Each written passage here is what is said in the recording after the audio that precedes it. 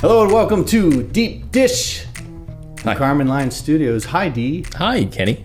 We're Kenny and D. We are. Yeah. Yeah. And this is where we give our filmmaker perspective on streaming series, the things that don't fall into the category of the stuff we do on talkies. That's correct. Yeah. Yeah. So right now we're in the midst of covering 3 body problems. That's right. This is episode 3, The Destroyer of Worlds. The Destroyer of Worlds. Yeah. What an apt name. Great name.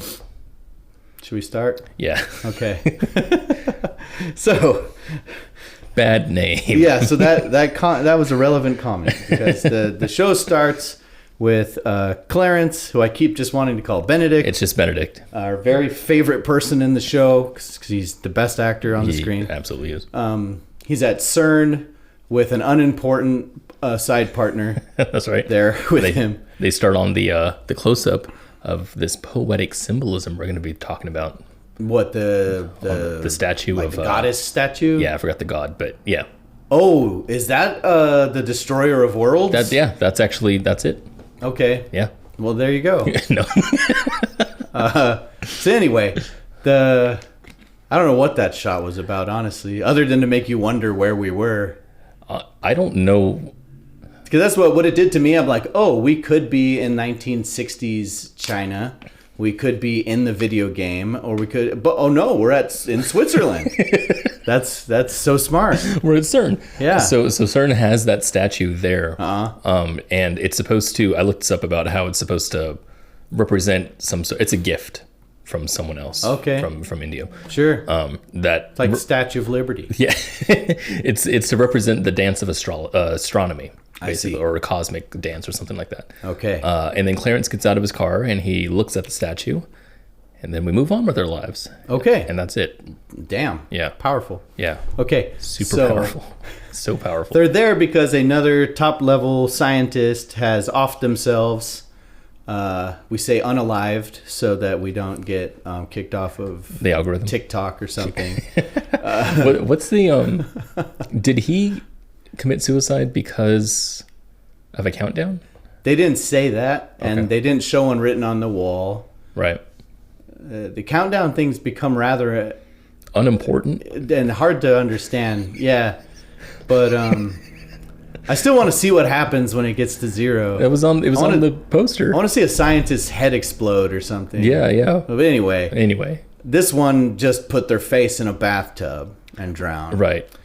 Which Benedict helpfully points out to us is how Oppenheimer's wife killed herself. Wow, there's the title. See, Oppenheimer, Destroyer of Worlds. Dang, It all comes together so connecting. perfectly. It's connecting now. Yeah. Wow.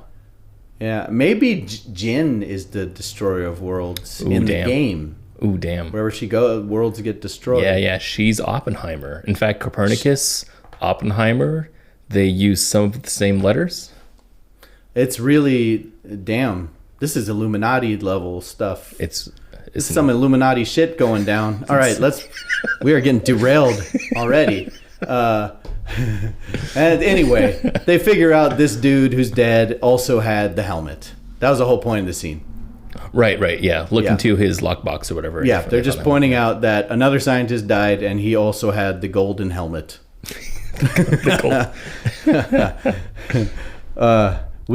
Anyway, so we cut to the gang is all together at Jack's house. Yep.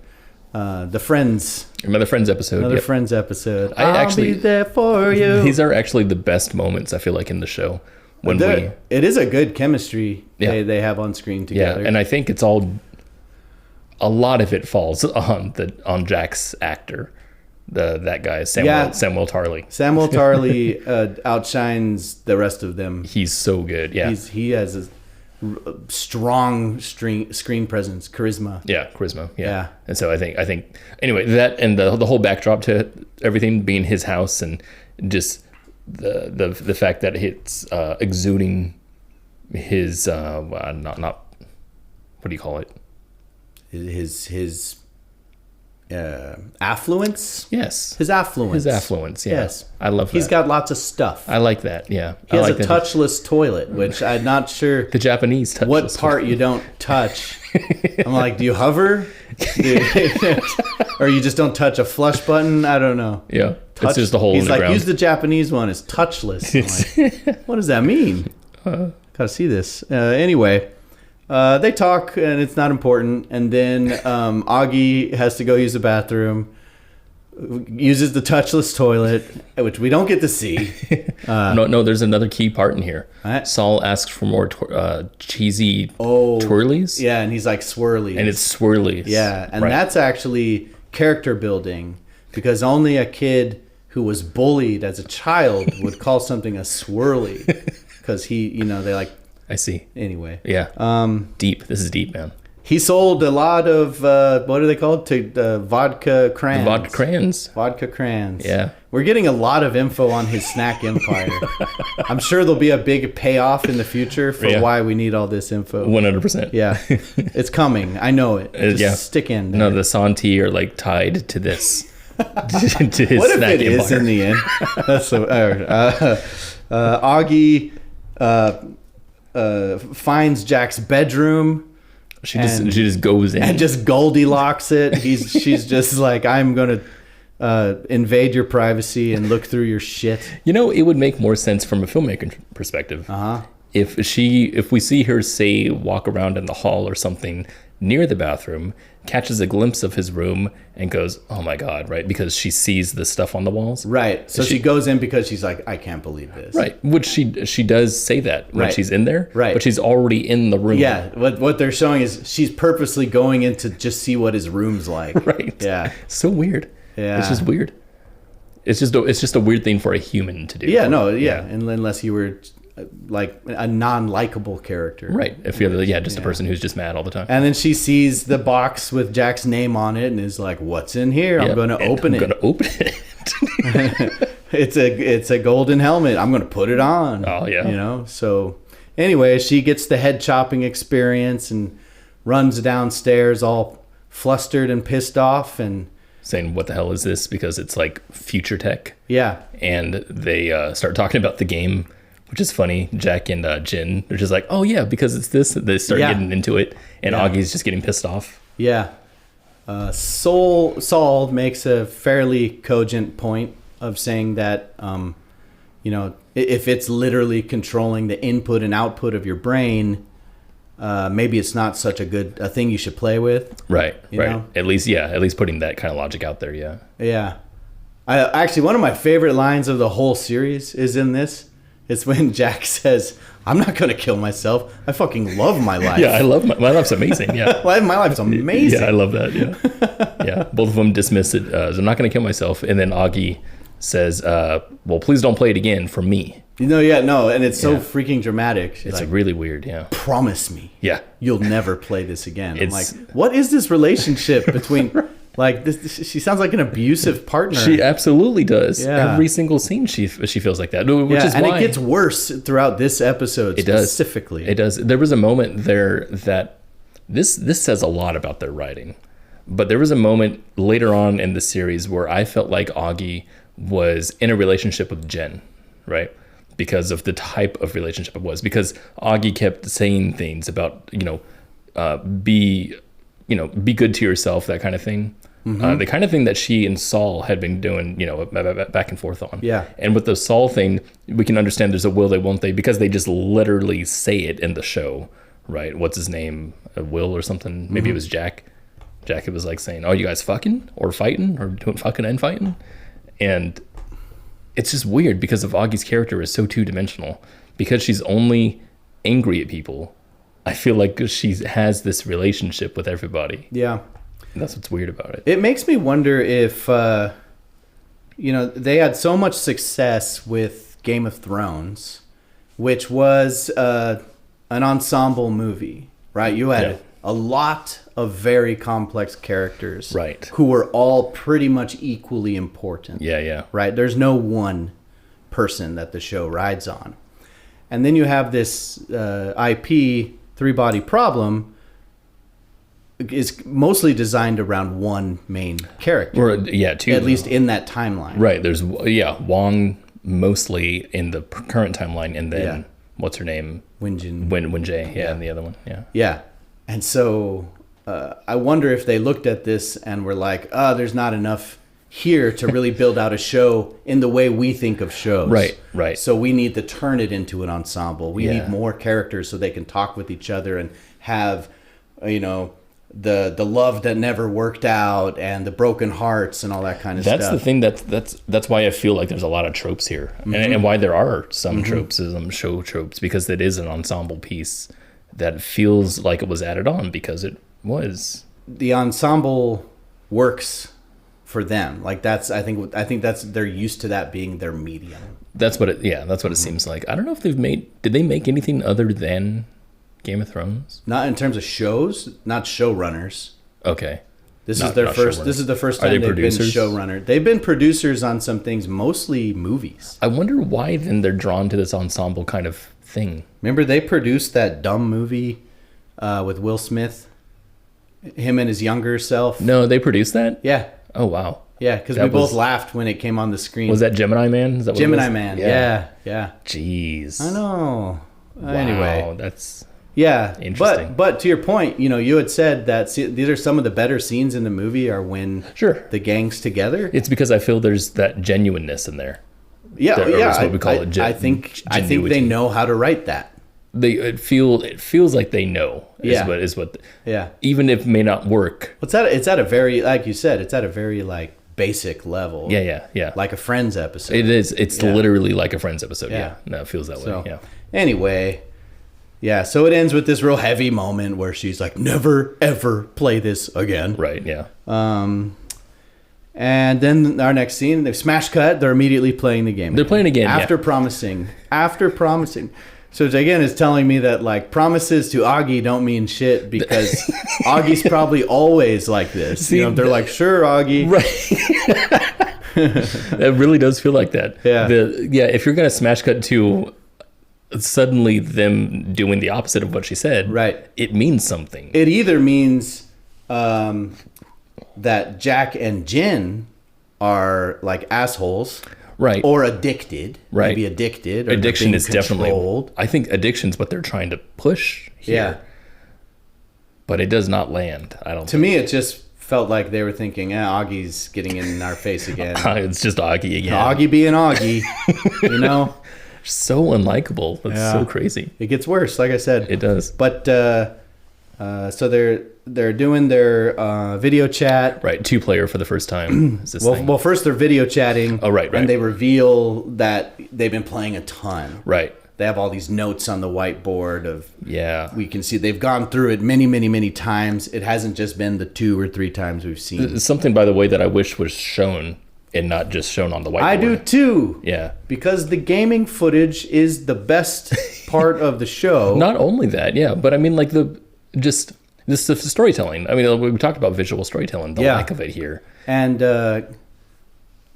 it's not a spoiler. I'm only spoiling the end of this episode. Yeah. They complete the game.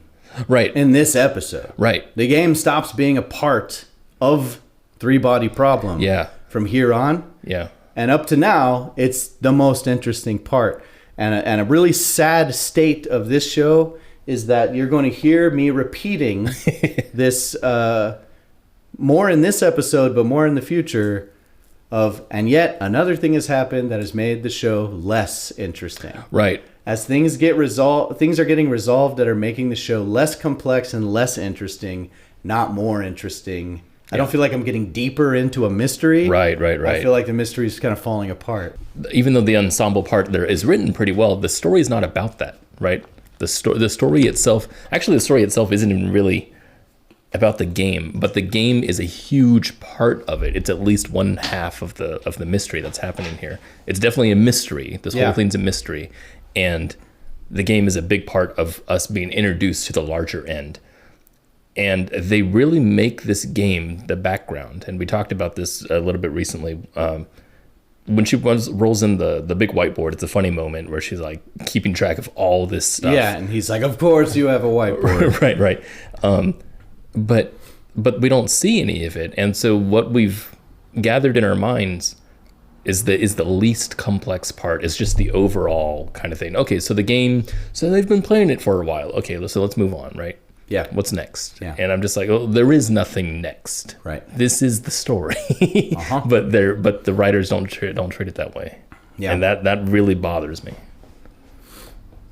You're gonna get bothered more. Yeah. Sorry. Yes, I am. So they reveal that, and they reveal that Clarence is somewhere nearby eavesdropping on them. Yeah. So they're bugged. And then they put on their helmets together and go into a 2-player mode version of the game. Mm-hmm. Somewhat inexplicably. Right. There's no precedent for that. No. They almost seem surprised that it worked. They're just like, let's play together. I forgot about that. They did seem surprised when that happened. Yeah. And he goes, 2-player mode. Right. And I'm like, what'd you do? Well, how did you how'd you do that? You just want it and you get it. I guess. So. I don't know. Yeah. So they're in 2-player mode, and they have the first of many more annoying encounters with the follower. Yeah.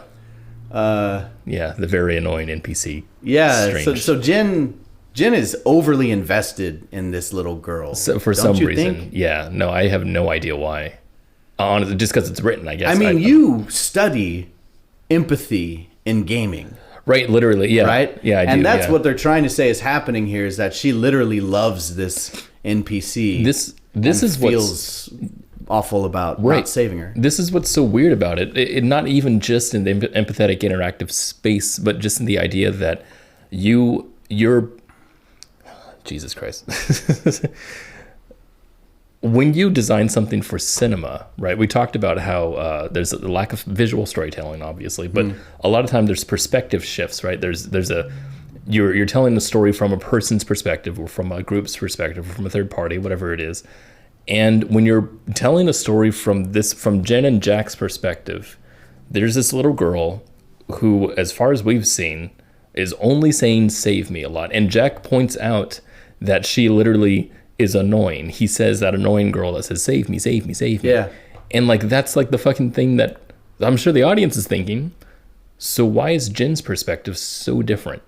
Right. And the fact that we're not allowed in her head is really weird. Yeah, especially since eventually we come to find that her perspective is the right one. Exactly. So Jin actually gets out of this what you're supposed to. Right. But none of us are given what we would need to get the same thing out of it. In fact, we're all going, it's just an NPC. Right. Right. It would make a lot more sense if she was wrong, right? Right. If she was like, well, we got to save the follower or whatever, and she was wrong, then all of us would instantly get it. We're like, yeah, why are you connected to her? She's not that important. Or if Jin developing this love for the follower, right, and sort of almost abandoning the other quest to save this girl, was more subtle, right? Because it came up organically, right, as opposed to "I'm here, save me," then it would make sense. Yeah, but I think what's happening here is that they're taking the heavy-handed language of most video games and putting it in here to say this is a video game, right? Because video games have that. Yeah. Without really knowing why. Yeah. Hello, adventurer. Yeah, exactly. Yeah, we talked about the Talkies episode. Yeah. Rebel Moon, how Rebel Moon's written like a video game in the worst ways. Yeah, it was acted like video game NPCs. It was, yeah. But anyway, that's another show. That is another show. Plug for the Talkies. Yeah, go watch the Talkies. Yeah. You'll regret Rebel Moon, but you won't regret the Talkies. Yeah. This is not as bad as Rebel Moon. No, it's way better. Yeah. Actually way better. But yeah, that follower thing is really strange. Yeah. And Jack's just like, fuck it. Yeah. Let's go. Yeah, that's also a funny thing is that Jack is like, all right, let's leave, right? Leave the follower here. Let's go on with our business. And Jin looks back like, sorry, but yeah, he's right. And then they go and they leave. Yeah. What's the point of going to leave in that area if they're trying? Well, let's get into what happens, and it becomes even more obvious, right? Like, so they go inside. There's a couple of other scientists already pitching an idea to the Pope, who I believe are different players in the game. in the game. Yeah. And I'm not so sure about that. Yeah. Because to me, it feels like they are part of what Jin and Jack are supposed to be experiencing. Like, I feel like they're there by design. There's nothing telling us. Yeah, and anything. it doesn't matter. And it doesn't matter. So it really weird. doesn't. But they're there. Yeah. They have their own theory for what's going on. And then Jin says, it isn't that. It's a 3-body problem. That was my... Their air horns. The Zuzuvela. That's what good. They call it. Yeah. Oh, Anyway. Vuvuzela. Yeah. Yeah. Yeah. We should add that in. 3-body problem. She drops this knowledge. Yeah. The 3-body problem, from which the show gets its title. Yeah. Why don't you explain what that is? It's a real thing. Yes. Yeah, 3-body problem is a real thing from science. Yes. And astrophysics. Yes. When you have 2 bodies in space, like the sun and the Earth, that's a 2-body thing. We can understand how the Earth goes around the sun because of gravitational whatever. I don't know how to explain it because I don't know. You're not Einstein? I'm not Einstein. You're no Einstein. But if you introduce a 3rd body into the problem, which is kind of funny because this is a 4-body problem really, because there's 3 suns and a planet? Yeah, there's 3 suns and a planet. Wait a second. That's a good point. So anyway, because of I don't know if I'm butchering this word, but perturbations. Perturbations. You're supposed to do that when you're alone.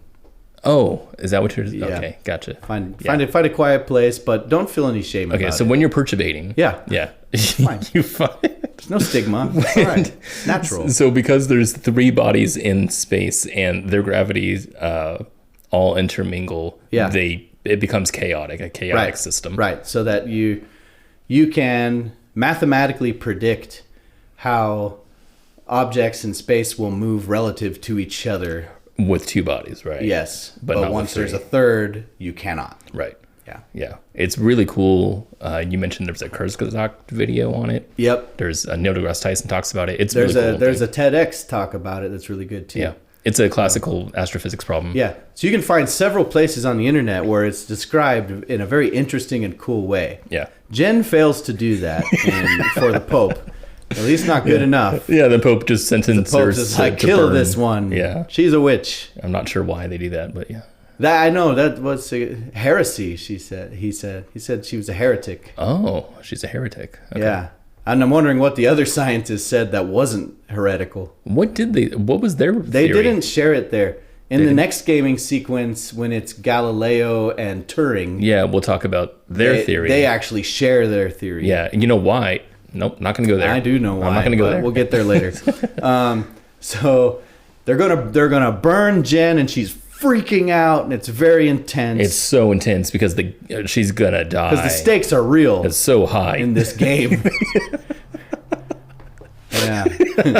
And so they're screaming, "No, don't burn me!" And she just take off the helmet. Try again. luckily, the world blows up. Yeah. Before they can. Not before the follower comes back in. Well, the world blows fire. up. Yeah, that's why she's on fire. Right. She bursts through the door on a horse. Who's on fire? Her and the horse are engulfed in flame. Yeah. And Jen still thinks she needs to save this girl. And the girl is yelling, "Save me!" while burning, and running toward Jen. What are you doing in this? What are you doing? I don't know. I'd ride for a source of water or something. I just don't understand the motivation of the girl, of the follower.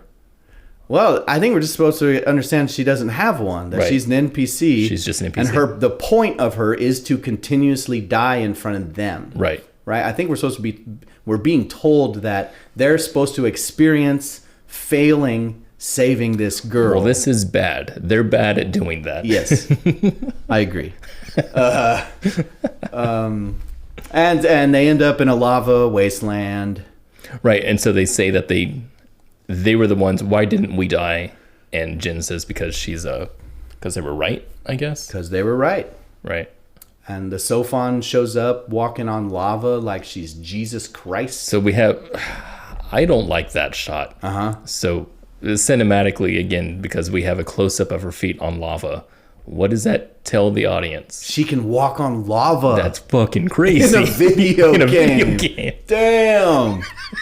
That's so crazy. I just don't. And you know what it feels like? It feels like the opening shot in Sense8 of the dildo that they drop on the floor. And you're just like, look at that. It's a dildo. And you're just like, what? yeah. Like, okay, wow, it's a dildo. Yeah, okay. What's that mean? Doesn't mean anything. Yeah. Okay. Yeah. And the Sofan here walking on the water or on the lava means nothing. When we started watching this show, I was comparing it a lot to Sense8. Yeah. And now I'm feeling like the better comparison is Devs. Ooh, no, I'd say Devs is better, but it is written similarly. Yeah. Devs vibes. Yeah, Devs has such, man. Okay, yeah. If you like Three Body Problem, by the way, viewer or listener, definitely check out Devs. Devs has such an interesting world, but is like written badly, which I think is what this is too. Yeah, it's kind of the same thing. Yeah. And both shows have so many very cool things. Yeah. That you're left really wishing There was more. Good. I wonder if Devs is based on anything. That would make me more interested in it. I don't know. Probably not, because it's called Devs, which, spoiler, won't talk about that. Anyway, continue. All right. Anyway, yeah, they are informed that they have passed the level by finding out that the world has 3 suns. Way to go. They get to go to level 4. Yep. Level 4. There you go. No, level 3. Level 3, yeah. Okay. Yeah. All right. Then we get this little scene where Clarence and Wade are talking about the game and the helmets. Mm-hmm. And not a lot happens other than Wade says, it's a recruitment tool. Yep. They just say that out loud. Uh-huh. Yep. And they say, recruitment by who? By who? Very dramatic. Yeah, that's where you go to a commercial break right there. Good line to cut away from. Yep. Mm-hmm. All right. They literally do like shoot for commercial breaks here. I feel like it's funny how often I feel conscious of that in Netflix shows. That's strange. Where I'm like, oh, this is where the commercial would be. Right. Why right. are they doing that? Right. Yeah. Strange.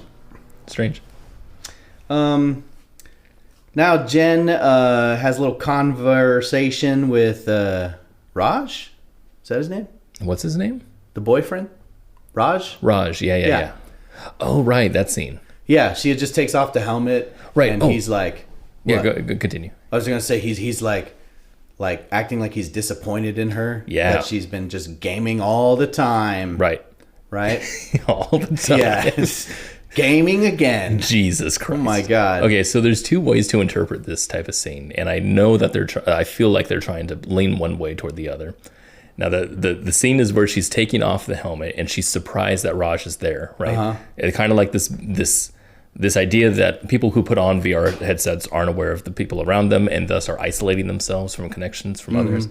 Her hair is all sweaty, so it's clearly that she's been there for a long time. She said that I was working with Jack, and he points out that Jack is disconnected. So clearly she's isolated herself. What does that mean? Why are they telling us this? I don't know, because it's not like she promised him she wouldn't play the game ever again. Well, yeah, she promised Auggie, right? Exactly. And it's like, what's the point again that we talked about with her argument with Auggie, saying that she's addicted. Like we've come to this thing that she has some sort of addiction with this game, but why is that important? And I think the thing is that it's not. I don't think she has an addiction. I think they're just shooting it that way. Yeah. It's weird. Yeah. And it gets weirder because after Raj is like, you've been playing that game forever. And she's like, oh, sorry. Look, the house is a mess. And then he's like, I know you don't want to have dinner with my family. And I'm like, what? What? Completely out of the blue. I do. Cut to dinner with his family. cut to dinner with the family. That's what happened.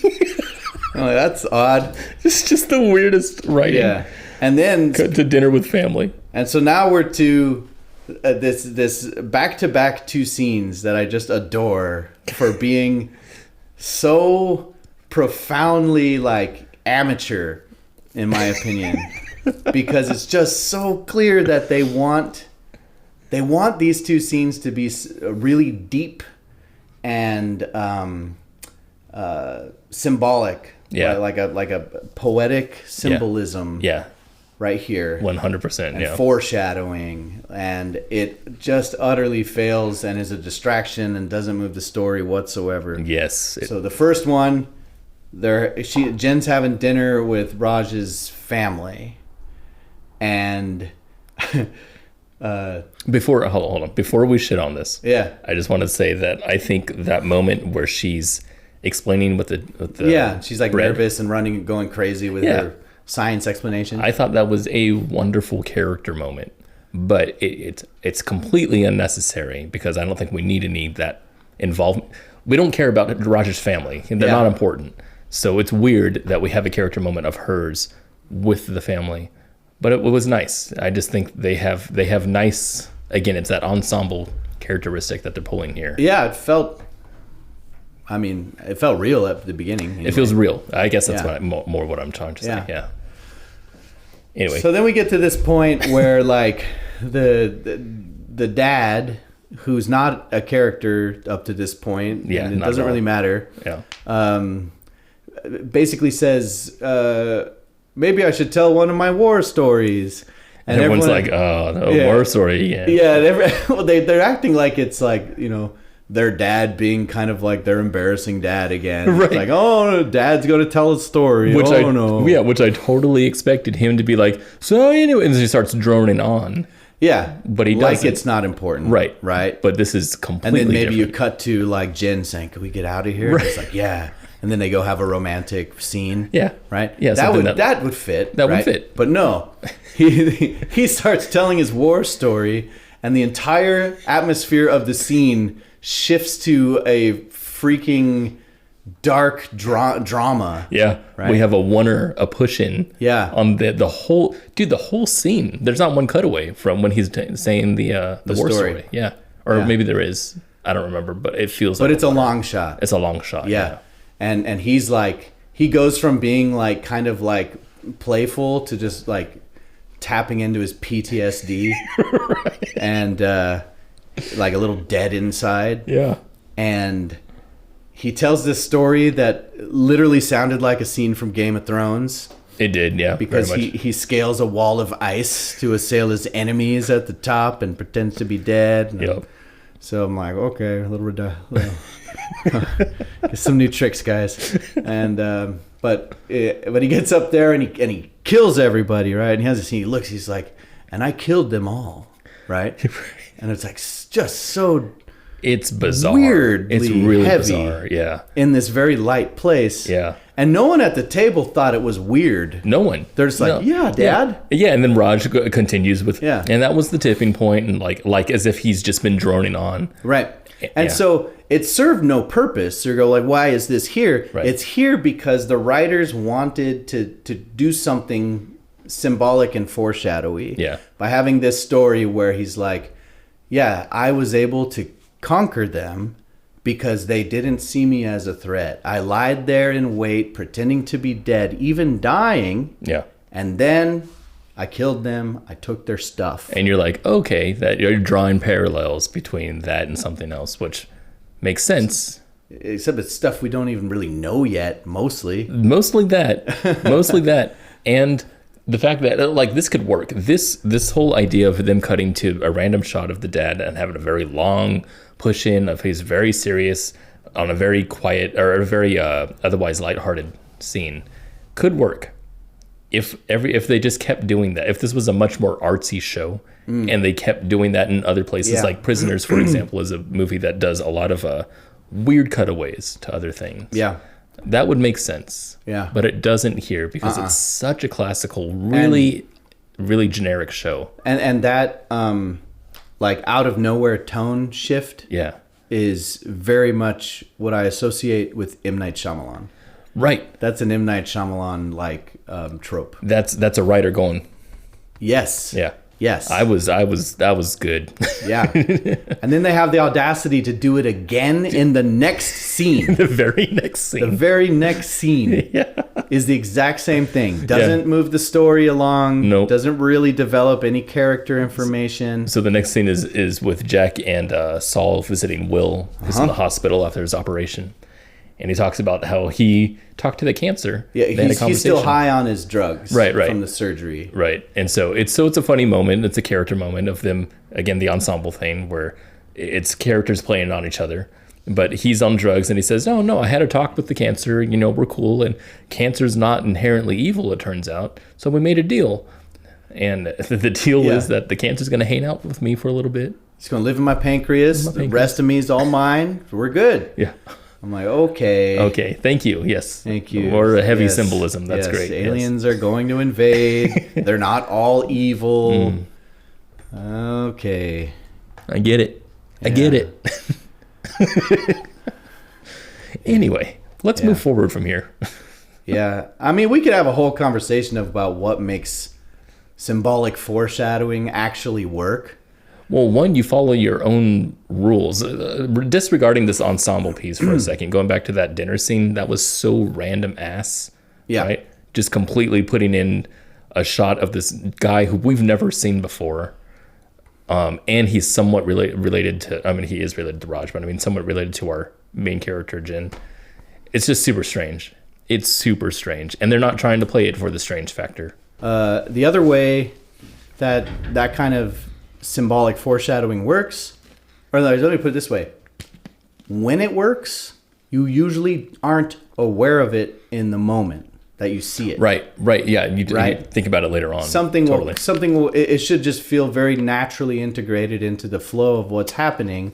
And then later on, something happens where it cements it and you go, oh. Right. Oh, clever. That was clever. Right. Yeah. But this felt like the brakes were thrown and we jumped into some totally other movie for a minute. That's what's super weird. Yeah, right. Yeah. So even though you and I know that it's symbolism because what we've seen, lines up or whatever, it's so mishandled. The idea that we, again, go to a random ass shot and very much dedicate an entire scene afterwards to just this guy's kooky medicine talk. It's very obvious that what we're doing is going to be symbolism. Yeah. Yeah. And I think most viewers of any content have a part of their brain that is always looking for meaning, right? Right. What's happening here? Why are we here? Where is this taking me? Yeah. No one's watching this going, okay, this is normal. Let's keep going. Yeah. Okay. Next. Right. Next. Right. I think. At least that's how I feel. Anyway, that was just funny to me that those two absolutely were in side a row by side. Yeah. like that. I'm like, God. Expect better from you guys. I know. Yeah. No, the writing here is just really weird. Yeah. All right. So now we got this scene where business dude is telling Auggie that he will crush her if she does not bring the tech back online. Yeah, this guy. And they don't need her, and they can go above her head. Right. This was a weird scene also because of Auggie. Who would have thought? Auggie, our favorite character. Auggie. She has this thing where she has I forgot what you called it, where it's information withholding. Mm-hmm. You still good? Yep. Okay. Information withholding from another character, because the audience knows that Augie's going through some shit right now because she had the countdown when she was working on her stuff, and thus needed to stop it and end her career, and possibly her life is all in shambles now because she decided to end her career to get the countdown out of her eyes. Yep. Which, makes sense from our perspective.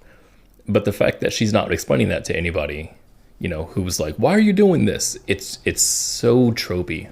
Yeah. At that point. Yeah. She's just like, I can't tell you, but also get out of my face. She Right. wants it both ways, and this is the two-dimensional angry character. So she's like, well, I'll just try turning it back on and see how it goes. Yeah. And it instantly comes back. I actually really like that scene, that shot at least. It was cool, and it made me get back to that, like, ooh, the countdown means something. Because it doesn't. Because it doesn't mean anything. Yeah. Yeah, no, literally, yeah, the countdown. I think maybe that's why I liked it so much, because it was so visceral and it was so connected with what we were seeing. I was like, oh shit, this is cool. And then she turns it off and it goes away. On my first watch of this, Yeah. I honestly thought because the show hadn't given me much to connect to Auggie at this point, usually poorly written shows who do that do it because the character's not important. They're going to kill her off. Right. Right. Oh, so you're saying that this would be the portion. Like she's a red shirt. Dude, how good would that be, actually? That's so I'm like, oh, she's not going to be able to turn it off in time. Right. The countdown's Countdown going to hit hit zero. She's going to run Yeah. and jump off the building or something. Right.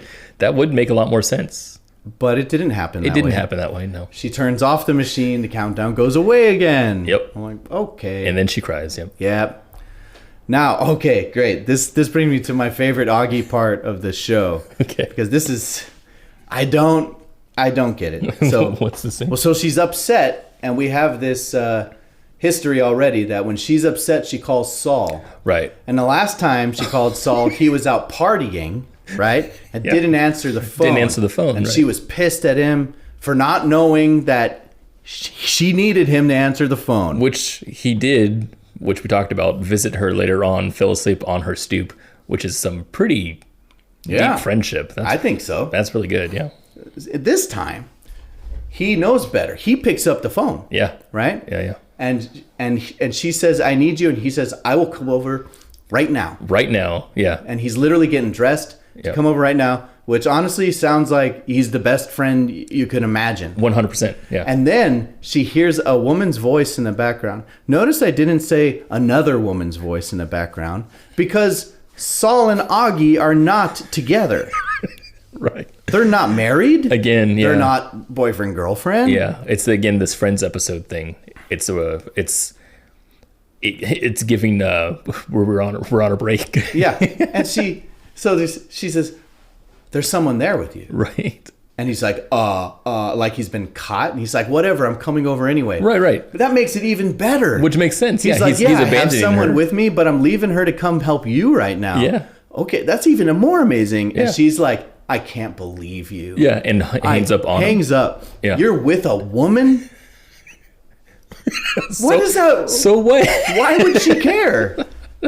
So obviously, a thing that's here, I think that they're trying to say, at least very poorly, is that Auggie cares for him much more than just a friend. Not just that. Clearly that Auggie and Saul have feelings for each other. Right. Enough to where their feelings would be hurt if you hooked up with someone else. Apparently. And, But we've seen nothing to tell us that. That's the thing right there. The audience is not let in on the story at all whatsoever. No. These feelings do not exist to us. Like, it makes sense that it might be in the background somewhere, but certainly not enough to where I want the audience, I want us to be like with Auggie right here. I want us to be like, God, that's crazy. Yeah. How could you do that? What if the show started with Auggie with Saul cheating on Auggie, right? And they were in a relationship, Man. And he made a promise to her, never again. The I'm context, with you, yeah. And you only forever. And she says, okay, yeah, I'm giving you another chance. Yeah. Suddenly we have context for all of her anger. Yeah. And then you get there's someone there, right? And then it's a bomb, and you're like, damn it, Saul, you idiot. Right. Yeah. That would have been none good. of that. Yeah. We're just like, Nothing. Dude, Saul's a straight up dude. That's a good dude. That's a good dude right there. Yeah. He's a good friend. He's leaving his booty call right. to go help his real friend. Yeah. I don't know. Yeah. I don't know. So again, I can't blame the actress. I hate to shit on this so much. Right. But it's like it's infuriating how much they want us to feel for Auggie. Yeah. Without giving us any reason to. Right. Absolutely. Yes. I have said my piece. I agree with it. Let's move on. Okay. So okay, we're back in the game footage. So this is the game footage. Right. The next level with the human computer. Right. Yeah. Okay. So I have things to say about this. There's all these soldiers lined up. Yeah. And they're like, look at her. And then they're like, oh, there she is. There's the follower again. And she's being kind of an asshole. She's being an ass. She's like, oh, you're going to save me this time? She has sarcasm. Like all the other times. I'll believe it when I see it, Copernicus. You know? Yep. So I'm like, God damn. Yeah. Okay. Not how I would foster empathy. It's interesting. So what? This is the part where they go to the center of this big area. Yeah. This big ass tower. Yeah. And I can't remember what the king's name is. Do you remember? It was. It's not important. Kang. Sure. Something like that. Something like that. So Kang. So he's up there, and there's two people that have. Or Khan. Yeah. It was Khan. Anyway, this guy. He's up there with two people that are also having other science names. Mm-hmm. It was Isaac Newton and Turing. Yeah. So the Turing character is wearing these thick-ass glasses on his face, which tells me that he's not part of this world. Right. And that's why I keep thinking that these are different players. And it's not just that either. It's because later on in the scene, the other guy, the taller guy, the guy who played Sherlock's brother.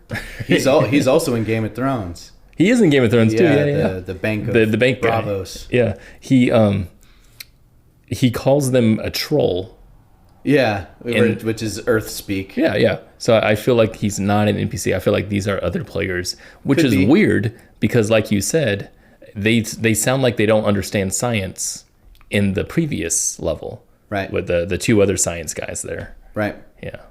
But also, if you're not part of the game, like, would Jack or Jin have the ability to build a human computer in this game? So, because that's what Turing says he did. He made the human abacus. Yeah.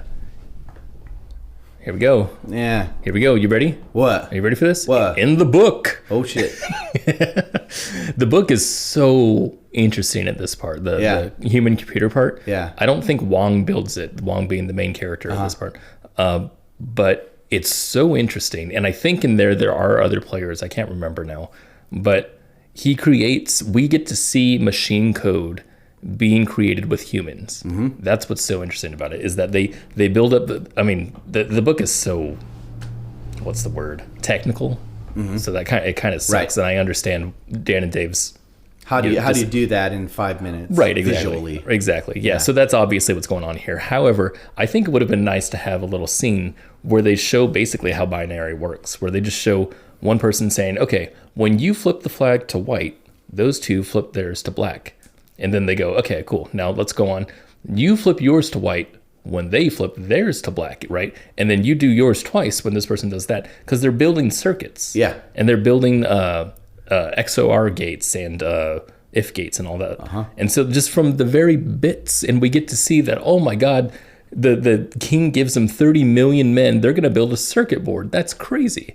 And here we get nothing like that. Yeah. And here we zoom out into the top, and we see all these odd formations of people that look like a circuit board. That are supposed to look like a circuit board. Yeah. Yeah. And what's weird about that is that not because we don't have the understanding of what's actually happening when they flip the flags. Yeah. To me, it feels like magic. It's just like, okay, so we've got 30 million people. Yeah. Suddenly that means something. Yeah. They all flip their flags around. Yeah. And then apparently someone goes, got the answer. That's it. And tells the dude on the horse. Right. And he rides it to the front. Yeah. As if they're like, I don't know, like interpreters of the code or some shit. Yeah. Yeah. It's weird. And then, back to the absence of stakes in this show. The guy goes, boil these two alive. Oh, shit. Oh, that's bad news, right? That's crazy, yeah. And so they get chucked into this vat of supposedly boiling water. Which when it happened, I was like, oh my God. Sure. That's terrible. Yeah. Until they pop up looking kind of relaxed. Fine. Yeah. There's like, oh, hot water. And it's definitely not boiling. Right. Well, what Jen says, remember it's not real, which is cool. I like that. Yeah. But there was no... They could have even made it look more boily-ish. Right? It wasn't bubbling. Maybe come up, maybe have a little bunch red. Of stem. Maybe their skin should turn red. Right. Have some blisters or something. Something. Jack did come up kind of screaming, like he was in pain. He was surprised. And then Jin's like, it's not real. And so Jin's like, I'm fine. And so she just holds her breath and goes underneath the boiling water. And makes months of time pass by. Right. While she's in the boiling water. So which she would have been turned into stew at that point. Yeah, she would have, her flesh would have boiled off her bones. Okay, so Gen broth. So, so if we're going by the game logic of the previous level, we talked about how, or they said themselves, we're unhurt because we were right. Right. Yeah. So in here, they're also right, and thus are unhurt, but they have to fast forward 8 months ahead of time to understand they're right. Right. That's weird to me. Well, it's also weird that they supposedly win a level by not doing anything. That was the other thing. They don't accomplish anything. They don't. They're just there. Well, Jen says out loud, "We're supposed to save the people." Okay. Yeah. That's huge. That's huge. Now, I hate going back to the book because it doesn't make there's no context for this, right? Yeah. The fact that they're shooting it this way is stupid, but the reason why is because I see an inconsistency here, and that's that in the book we don't have the follower. The follower is not a constant character that says save me, save me, save. There's no save me ever in the book, and it makes a lot of sense because in the book it's about the 3-body problem, right? And when they come up to find out that what's happening is that they have a planet in a trisolar system and they need to leave. That's the solution that they come up with. Right. And thus they've won the game. Yeah. That makes sense. Not fucking, right, she said save me, but we should have just listened to her. That's fucking stupid. Yeah. Maybe they're trying to say that the creators of the game are trying to sift out people who will be interested in collaboration rather than competition when they get there. That's a what do you call it? Mental gymnastics? Well, yes. I was going to say generous. That's a very generous interpretation. I could think of better ways of doing that. But anyway.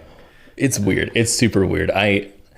Again, the show's called 3-Body Problem. We should be focusing on at least a big portion of this game being the fact that there's a 3-body problem. Yes. And that it's unsolvable. So the suns all align in I think he called it a scissor jizz or something like that. Scissor jizz. Scissor jizz. Yeah. Syzygy. The scissor jizz happens like they do. Like they do, you know. And they have this gravitational event. Yeah. Which creates maybe one of the most epic visuals of the whole show. It's really interesting and wild. I wish it mattered. It does not matter. It looked really cool, though. Yeah. Like, it looked really cool for a couple minutes, seconds there. I'm going to go back to our other episode where we talked about the rehydrating of the people. Yeah. It's just like, wow, like the that rehydration. was awesome. It was cool. But like, how are you going to put in 16 different shots of a naked woman coming out That's another example of how I think this show failed, and the people know, the marketers, Netflix knows. Yeah. Because like look at the thumbnails of the show. Yeah. It's the arm being rehydrated, and it's the floating horses. Yeah. Right. It's not the characters. That's not part of the show. It's these two interesting visuals that are not part of the show and don't represent what you're about to experience. Yeah. Yeah. Super lame. Anyway, but yeah, it's a really interesting visual to see basically gravity being taken away from the planet. Yep. Which is dope. And meanwhile, Jen and Jack are still in their lukewarm bathtub. And the jacuzzi. And the follower floats up right in front of them. Which is so funny. Just to make it super obvious that you fucked up again. You couldn't save her. Yeah. Except she did, right? Yes. Yeah, in the end. Yeah. But in that moment, it's funny because it's the second time in like 10 minutes that Jen's ready to grab her, and Jack's like, Just no. Okay, yeah. So that's what I have a problem with, is that the follower, again, with the heavy judgment, where she's, save me kind of thing, and then Jen makes call it not a recollection. She has a realization. She does. An epiphany. She goes, oh, we're supposed to save her. Right? She goes, oh, we're supposed to save the people. And so she wins the level, or she beats it by saying that out loud, and yet hasn't saved the saving person. Does that matter? I don't know. I don't know if that matters. Because the game also was kind of suggesting that you were saving the people by solving the three-body problem. That's what took me out the first time. Wasn't that the whole point? Right. That's what took me out the first time when I watched this. I was like, oh, right. But yeah, that is why what they're doing? Why is she doing this unless right. it's to save... isn't that why they want to figure it out? And so that is what they're doing. In the freaking book, it figures out, they have to leave the planet. And you're like, no shit. Right, that's the... Solving the three-body problem is knowing that the three-body problem is thus unsolvable, and thus people have to leave. Right. And you're saving the people doing that. I'd love to get some info as to why that has to be delivered in some kind of puzzle box. You talking about the... I just mean, these people they're recruiting. Oh, yeah. Why not just say, we had a three-body problem and had to leave? Because the Santee didn't fucking make the game. That's why. In the show they did. In the book they don't. In the book, the VR is tech of this world. Right. It's not super crazy tech. It's just it's realistic, but that's about it. But they build it. The people who are receiving the Santee built this game so that they could get the minds who agree with them, being like, oh yeah, I see the logic that they need to leave their planet and come here. Okay. So that makes it's the cult that did it. Right. Yeah. Right. That makes way more sense. It does. Actually. Yeah. The book's better than the show. Yeah. What? Yeah. I think it is. That's I mean, I guess. All right. Let's move on. We did that. Oh, yeah. So when this bit ends, we cut to that shot we've seen several times that someone is monitoring the gameplay. Right. And he does a little, which I think is so funny. He prints out the data. He prints out a little report to take to his boss in HR. Could have emailed him.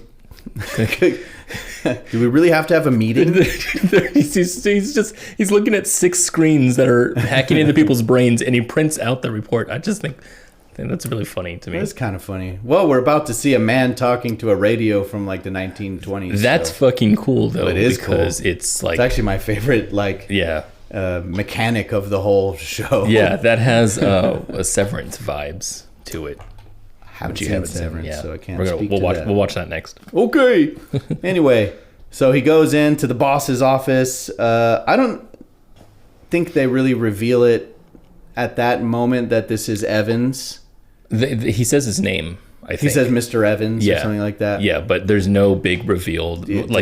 Like I would think Dan and Dave would do. If you were paying really close attention, you'd know who it was him. Right. He even looks different because he has his glasses on are on. Yeah. Yeah. Well, the only other time you saw him previously was at the funeral. Right. And it was really brief. That's so weird. Yeah. You would think that this would be like a big moment. Yeah. Where they're like, this is Evans. This is the guy. Yeah. Well, this show's been filled with stuff where you could tell they thought they made a point that hadn't been made. It's weird to have some points that are too vague and some that are too obvious. Yeah. So he tells him about the new recruits, and he's like, good, invite him to the summit. And then he sits down and starts reading Hansel and Gretel to a box. To the box. Yeah. Yeah. And we're not really told what the box is, but not at this point. Yeah. They do reveal some things about the Santee. They talk about fear. That's what they do. Fear, yeah. Yeah. There's a little bit better use of symbolism here because the conversation actually is contextually. Yeah. What do you call it? This scene is really good. It's tiny, In the next episode, there's another scene like this, and it's one of the best of the whole show. Yeah, really weird, really cool that they got this dialogue between the dude and the box to be so good, so heavy. Couldn't work without a really good actor. No, yeah. I think that guy's name is Jonathan Pryce. Yeah. He's really awesome. He's great. I've always liked him. He's great. And he was the High Sparrow. High Sparrow, yeah. He's in Pirates of the Caribbean. Right. Yeah. I forgot about that, yeah. Anyway, they talk about fear. And basically the voice in the box says that a species who doesn't fear will go extinct. Yeah. Very nonchalant, which is cool. I just like the way that they do that. Yeah. You know. Symbolism if you try to read into it. Or sort of anyway. Jen gets an invitation to the summit. Which, by the way, okay, are they going to the summit at this point? No, this was not an invitation to the to summit. level 4. Yeah, this was an invitation to level 4, but at first a physical meeting place. Right. Right? Which is weird. To a dark back alley meeting. Yeah. And so they go, they have a secret meeting with to Tatiana. That's her name. Her name's Tatiana? I looked it up. The character's name is Tatiana. Really? Yeah. Okay. Android person. And she says, level 4 time, put on your helmet. Basically, yeah. And they just...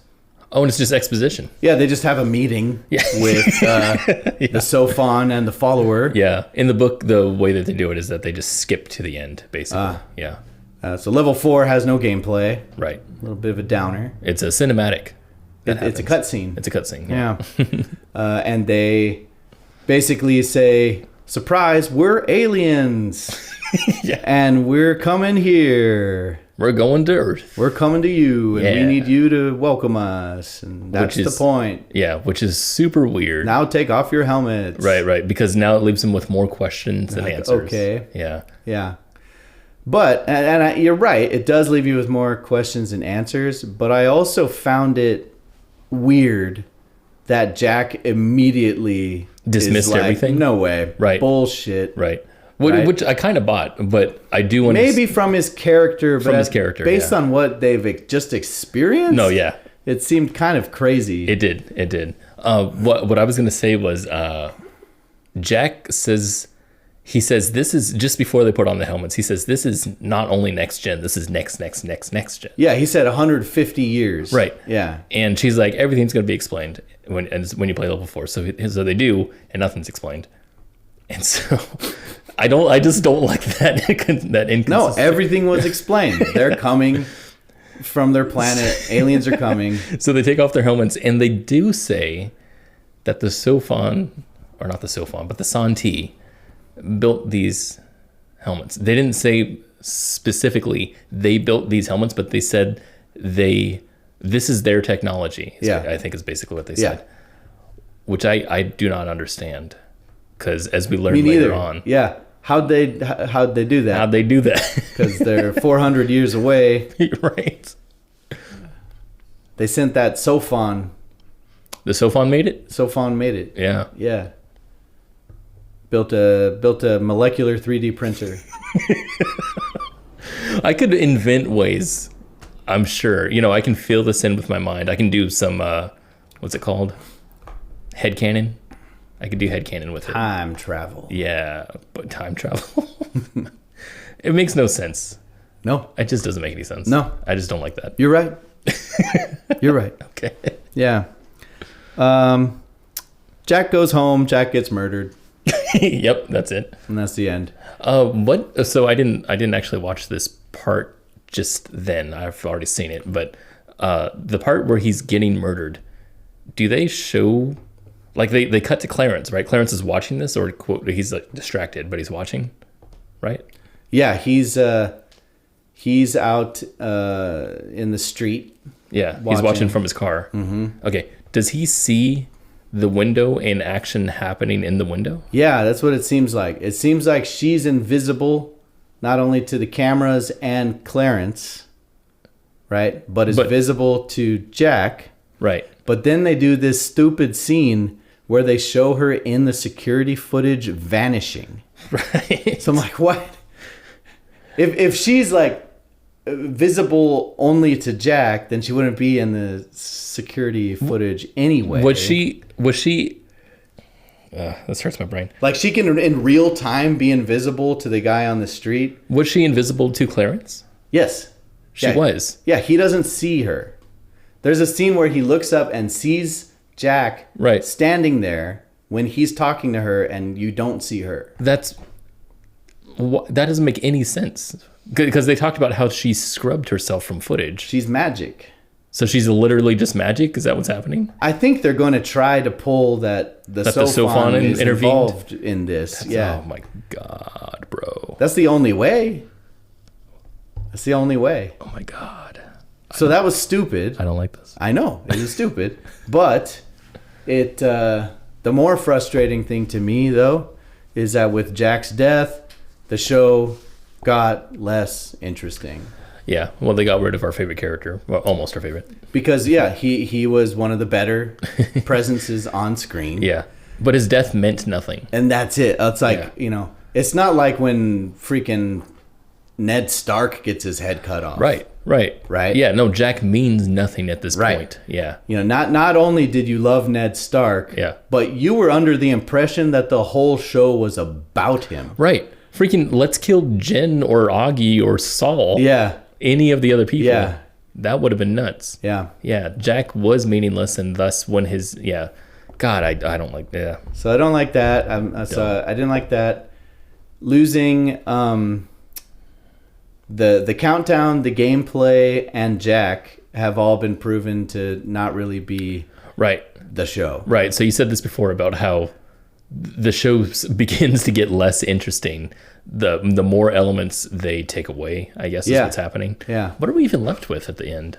Is it that's exactly how I feel. Yeah. When we get to the final episode. Yeah. When the show's over, the kind of the most underwhelming feeling is that I feel less sure of what this show is at the end. Right. Than I did at the beginning. Right. Yeah, because the beginning gave us all this puzzle box stuff that ends up being done, not solved, but done. Yeah.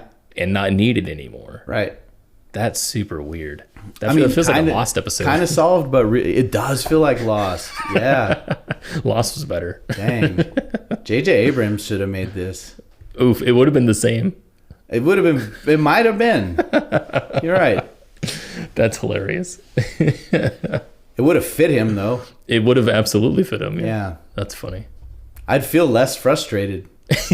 Right. Yeah, just expect I also probably wouldn't have watched it. No, yeah, I wouldn't either. Yeah. That's funny. Well, that's the end of the episode. And that's the end of the episode. Hey, so we made it. Oh, man. I hate when there's content that I hate worse the more I watch it. Like I actually I came out of this show going like, oh, not quite what I hoped it would be, but cool, really cool. That's how I felt. Know? Yeah.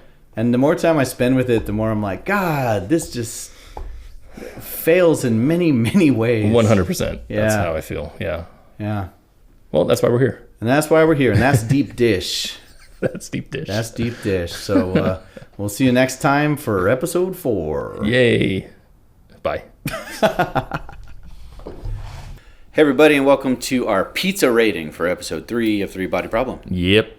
Once again, this is us making up for the fact that we didn't start our pizza slice rating system until episode 5? I think episode 5. 5, I yeah. think, something like that. So, yeah, we're retroactively doing it. Hence, you don't see our faces on the screen. Yep. But we wanted to make sure we had a complete pizza pie. That's right. Right. So, a slice per episode. So not a whole pizza rating, but a pizza slice rating. Indeed. Yeah. And if pizza ratings is new to you, go watch the talkies. Okay, yeah. So this episode 3, Destroyer of Worlds. Yeah. If this was a pizza slice, Yeah. what kind of pizza slice would it be? I think I already have it. All right, go. I think this is a slice of pizza that has no sauce on it and no cheese. This is probably like DiGiorno crust. Okay. You know, stuff you just get from the or not DiGiorno, no, Baboli. It's the worse. It's the almost sourdough because it's been sitting on the shelf for a long time. It's fermented. Yeah, fermented. Okay. And then when someone gets it, they forgot that they didn't get sauce or any of the toppings, so they go to the store to go do it. And before they started to put the toppings on, they put salt and pepper on there, but they forgot salt, so it's just pepper on crust. Okay. And then they left it out, then forgot about the pizza altogether. And the next day, someone tried to cut it up. They're like, "Did you make pizza last night?" And they tried to slice, and like, this is just bread with pepper. Yeah. Sounds like something a really picky 8-year-old boy would actually like. Yeah, probably. Maybe this show is made for picky 8-year-old boys. For picky 8-year-olds, hey. That tracks. Not for this episode. This would be a really boring episode for a picky 8-year-old. It was boring for a picky 41-year-old, I'll tell you that much. Pepper bread, that's what this is. With not even that much pepper. Okay. Imagine a dystopian future. Oh, wow. And in that future, there's a pizza joint down the road, or what used to be called roads in the good old days. Whew. And the pizza joint is called Drag and Drop. And you go there, and there's a computer interface where you drag and drop the elements of your pizza. Uh-huh. And so there's no human genuine thought or emotion put into this pizza. There's no creativity put into this pizza. It is literally just drag and drop. And because these people live in a dystopia, they're pretty happy with it. But you and I, and you, dear viewers, we came here in a time machine. I see. So see. we know what real pizza is. Yeah. This feels like ash in your mouth. It's horrible. It's horrible. But they love it. Yeah, they like it. Okay. They like it. Yeah. Interesting. Yeah. All right. Well, that's a sad. Those are sad pizzas. It wasn't a good episode. No. Bye. Bye.